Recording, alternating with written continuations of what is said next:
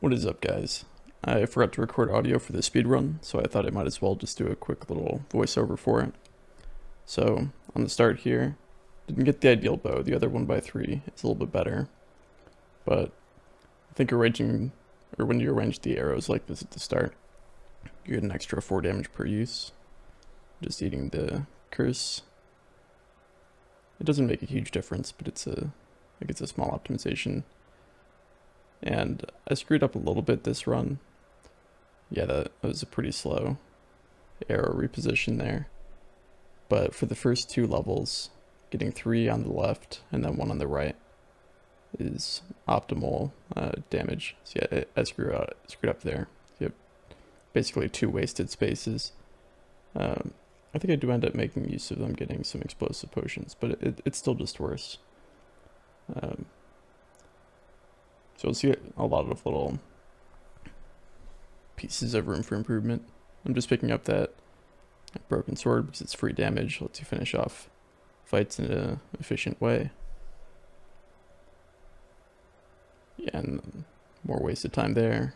Don't have my inventory configured properly. So what I actually found out after this run is when you're going from one floor to the next, while your character's walking, you're actually able to reorganize your inventory. You have to be careful with it because if something's not in a valid spot, like over a space, like if you drag something out while it's transitioning, the item will just get deleted. But it is a really good use of time. So I've been trying to get better with that, but haven't gotten quite as lucky as I got in this run. Get 3 arrows very early. Very good for time because I can just one-shot these guys. Another thing I've changed is rather than getting those 2 slots there, getting them back towards the bow, because those ones will be adjacent to where we want the arrows when we get the relic from this boss. It's also worth noting that you do not need to get the this one here. I always forget the name of it, but you do not need to get it here. It is not mandatory. I was fairly slow repositioning there, but if you get the horn, you still want to do this layout because the arrows will be anchored and you're still hoping to get this relic off of the next boss in that case. But, with that or the glass bottle, you're still going to be more than fast enough. And if you get this first, you don't even need to get the glass bottle or the horn off of the next boss to pull it off, but it still helps.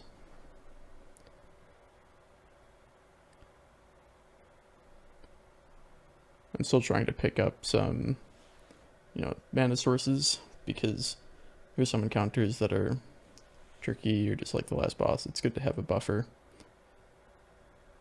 just in case something goes wrong. Now I don't know quite what I did there. I think I've been trying to get better about when there's a split in the road. Picking the encounter that has less mobs. I think those were just the same in that instance. So it's a little bit of waste of time, but it's like less than half a second, so it's not a big deal on that one. We're going into this boss. Absolutely dumpster him. Yeah, no relic there. Wasted time on that chest too.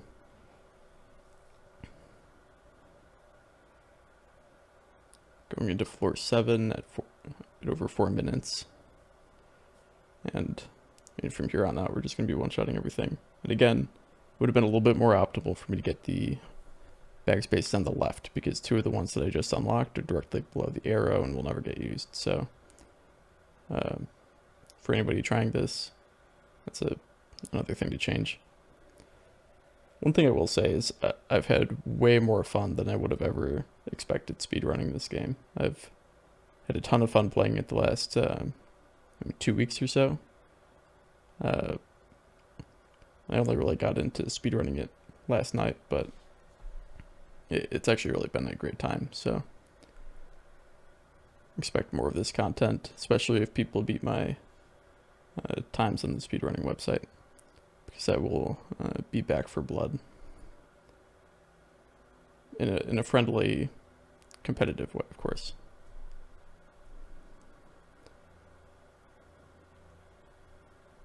Yeah, just ignoring everything at this point.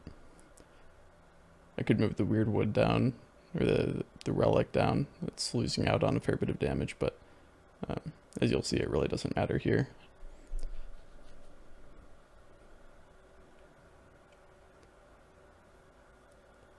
And that's the run, right about 5:33. And thanks for watching.